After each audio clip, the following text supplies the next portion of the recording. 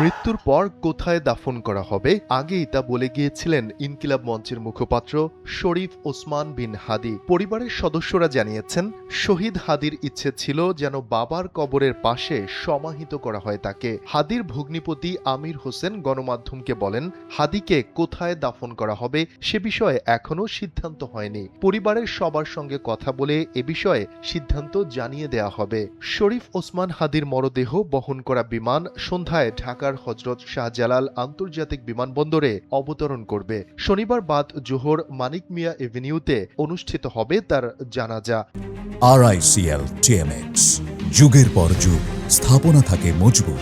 এদিন সারা দেশে পালন করা হবে রাষ্ট্রীয় শোক।